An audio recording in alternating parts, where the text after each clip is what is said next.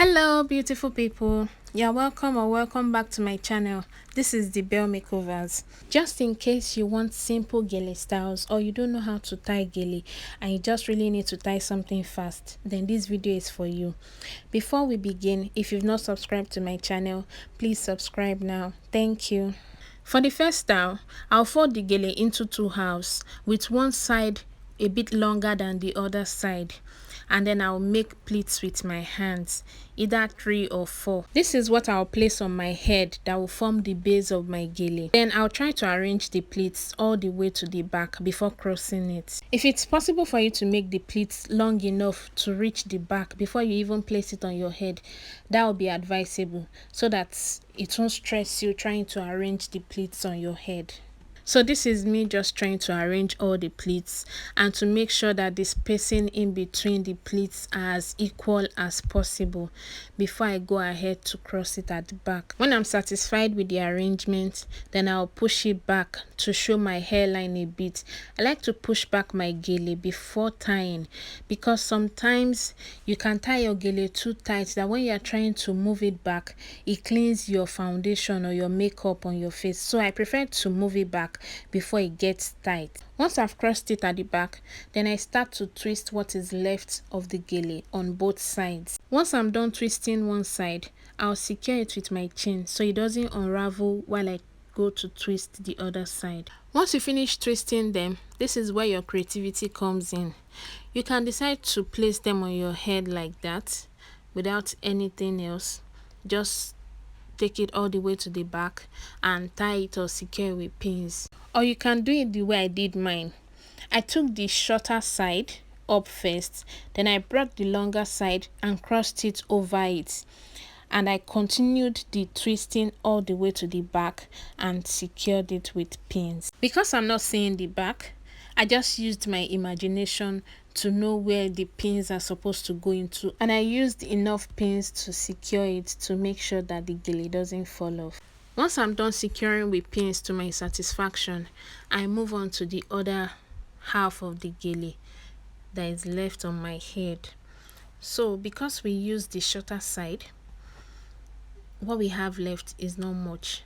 So I'm just going to arrange it the way I want. So you can arrange it any way you want. I'm just securing with pins and making it stand on my head. If you can, just use your imagination. You can make it look like fan, you can roll it, you can do anything. Just arrange it any way you want. See, I'm just arranging my own and I'll just pin the two ends. That's all. This gele took me like 6 minutes altogether to tie. I noticed I still have a bit of gele sticking out at the back, so I go to secure that with pin as well. So basically I'm just arranging and putting finishing touches to the gele, making sure it sits well on my head. Do you like it? If you like the gele, please go and give this video a thumbs up now. And please excuse this makeup on my face. I know it's not professionally done. I just want to tie the gele with my bare face like that. So I just quickly put this on my face and quickly did the video. Do you like this gele? I feel it's something you can wear out, maybe a small Owambe party, or you want to go to church or a family event and you don't want something too serious. You can just tie this and go. If you'll be tying this gele on your next outing, let me know in the comment section. So we'll be moving on to our second gele style, and for this one we are making our gele 2 equal halves. One side is no longer than the other. The two of them will be equal, and I'll just place it on my head from the back. Once I place it on my head, I'm going to gather the two sides in my hand just like this, and I'll cross it at the front, making a V shape. Now when you are making your V shape, always try to make sure that the V is at the center of your face.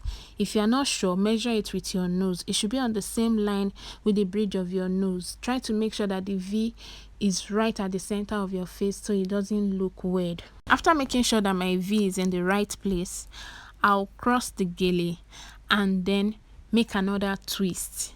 Just one twist. You can make another extra twist if you want so that it will be high, but just one twist is enough for me.